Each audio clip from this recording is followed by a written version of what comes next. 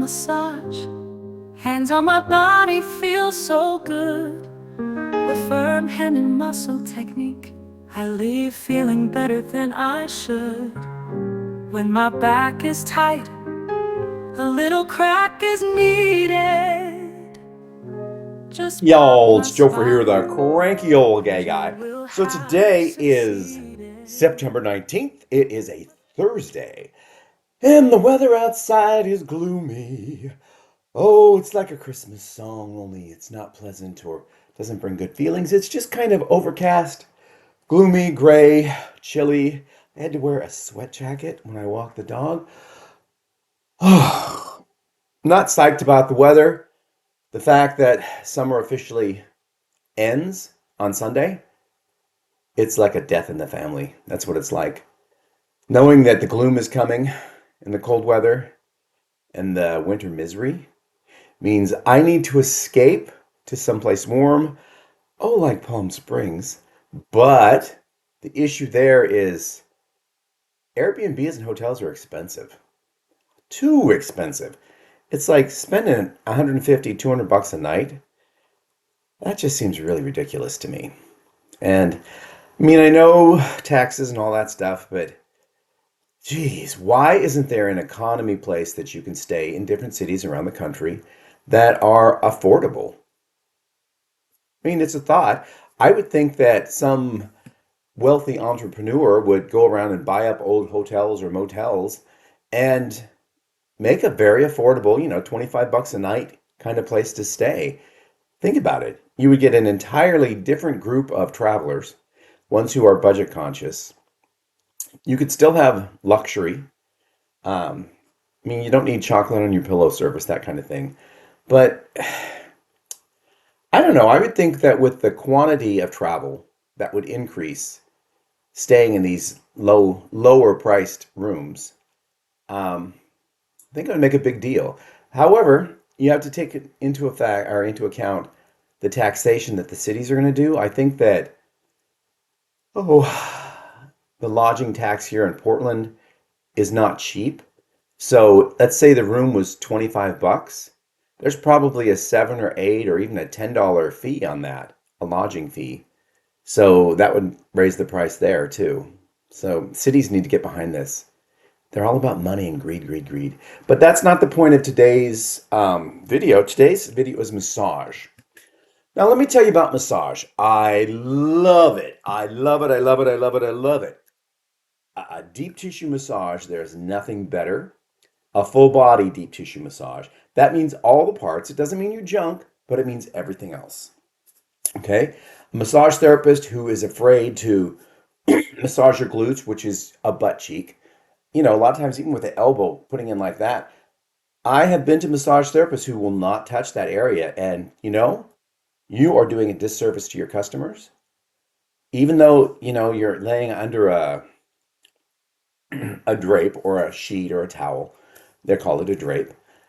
You can still work those muscles, and some will. That's great. But others seem to be really uptight about it. And I think that's a personal thing. In just a moment. Whoa, I had to sneeze there and I didn't want to make you deaf. Um, it's a disservice to the customer because you're paying for a massage, not for I'm going to touch here and there, but not there. Other massage therapists I've been to will not touch your feet. Why? The feet need a massage too. However, there are some therapists who get really creeped out by people's feet. Given they've probably seen a bunch of gnarly feet, I happen to have beautiful feet, thank you. Um, and people tell me I should have an OnlyFans for my feet. Well, someone tell me if there's really an audience out there for that and how to market to that audience. And who knows, maybe my feet will become superstars.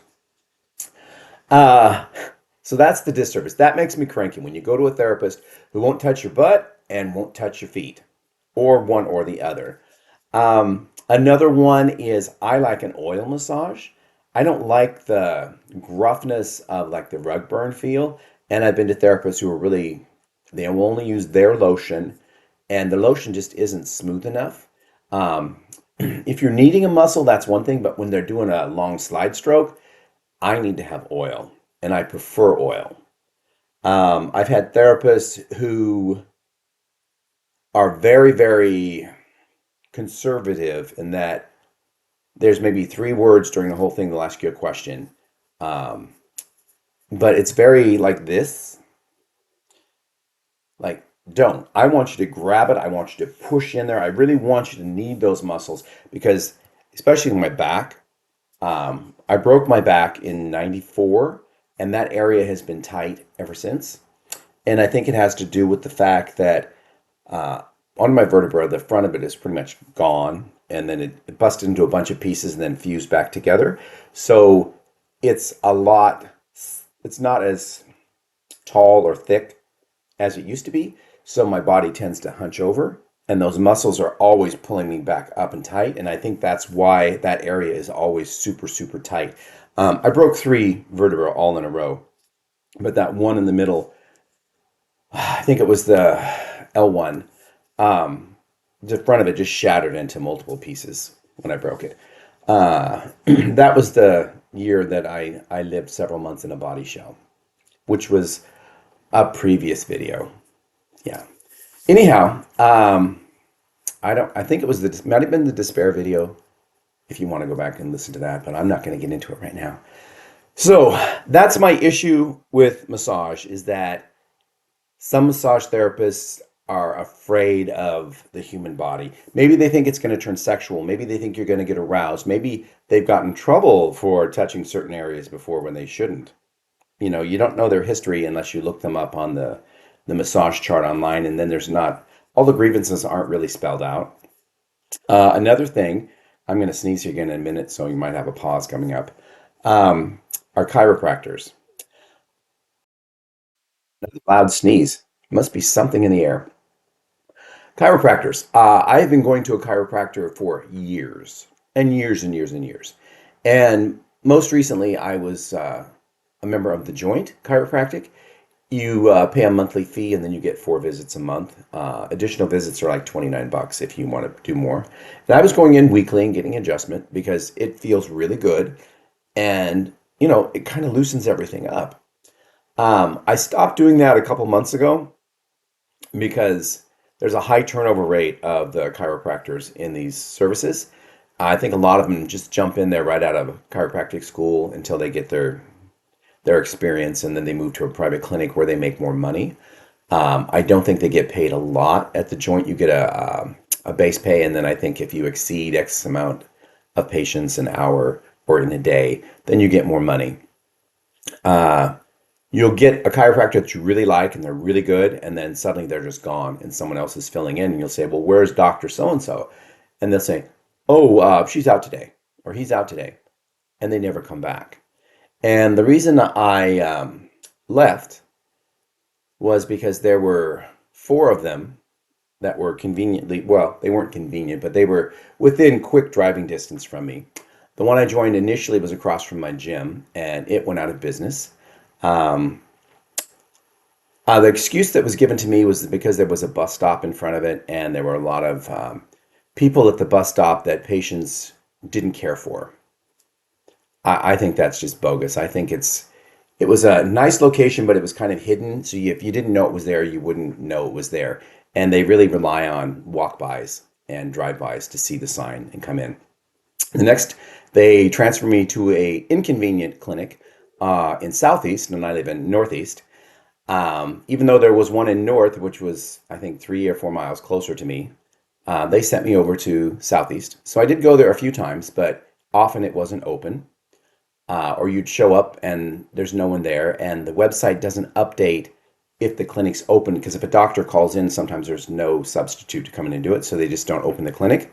It would be great if they would update their website, throughout the day. If someone calls in, put a blurb on the website. Instead, the website just says, yes, open at 10 a.m. Well, it's not open at 10 a.m. if there's no doctor. So I started going to, that one went out of business.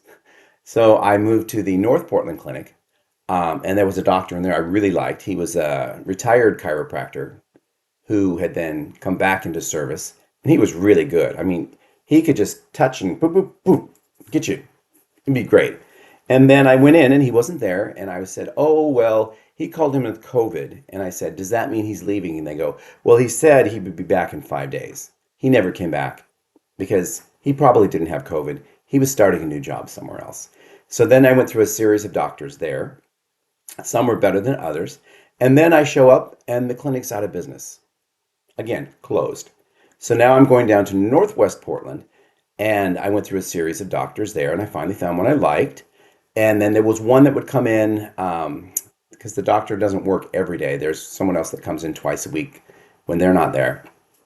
And this person was very nice, knowledgeable, but had zero strength when it came to adjusting the back. It was very much like, okay, how does that feel? And it's like, you didn't do anything.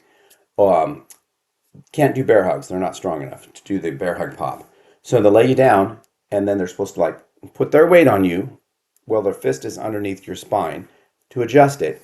And this particular doctor or chiropractor would do that, but nothing would pop. And they said, oh, well, come back in a few days. Maybe, you're just so tight, you need to be adjusted. And even though they would work your muscles when it's tight before they would do the adjustment. But this doctor just couldn't do it. And I went back again, and my doctor wasn't there for some reason, so this person was there. And once again, they couldn't adjust my back. The neck was easy, but the mid back and lower back, they can't do it.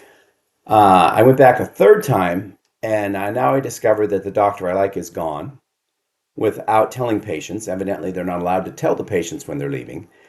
Something they signed when they get a job there, I guess. And this doctor is now there, and I'm told that that will be the permanent doctor there.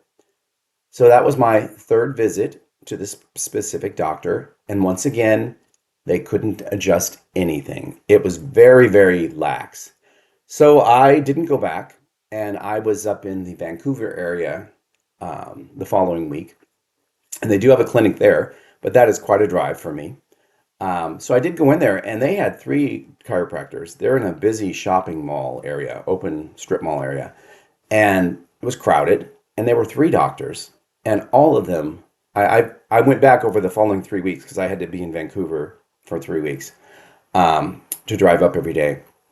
So I'd go in, get there as soon as they open, and I saw three different doctors, and all of them were really great. And they said, oh, you don't like the one in Northwest? Well, that person was here for a while and they're really great. So I'm thinking that the person I was told took over the clinic maybe didn't take over the clinic after all, or I have the names mixed up. But I froze my account. It starts back up in October unless I cancel it. And I will go back to Northwest in October and see who's there, because hopefully the doctor that couldn't adjust me is no longer there, because again, they have a really high turnover rate. And that would be fantastic. Even though that is an inconvenient location for me, I can get there in 15 to 20 minutes, depending on traffic, sometimes longer. You just can't go certain times of the day or it'll take you an hour.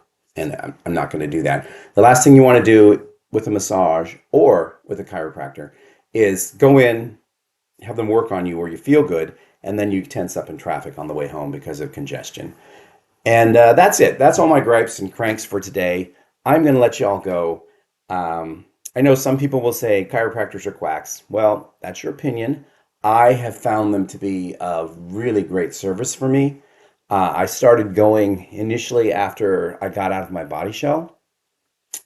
Um, and I would go in just for not an adjustment so much, but as more like they would touch me here and there and just kind of check, try to get my feeling back. And they also had a massage therapist on staff who was an intern who would give me a long massage prior to that, and also acupuncture, which it was like a co-op thing, clinic, and they would put a needle in my back, but the back was so tight the needles would pop out. So that's why the massage came in, and they'd have to loosen everything up so the needles would actually stay in.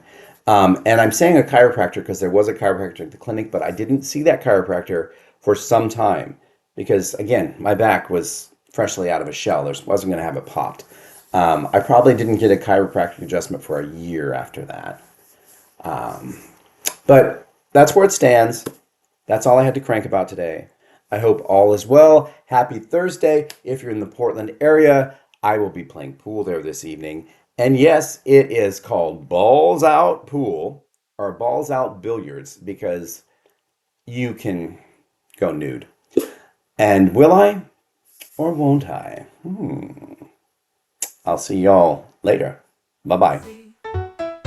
I get cranky when things don't go so well. If you ain't rubbing strongly, you won't ring my bell. If you can't pop my back, then you have no strength. Try a little harder, go to greater lengths. I'm all of both chiropractic and massage. But if it is lacking in strength, I get no physical barrage. I need more throw my hands on, or cranky I will be. I'm the cranky old gay guy, I am, that's just me. I'm the cranky old gay guy, I am, that's just me. I'm the cranky old gay guy, I am, that's just me.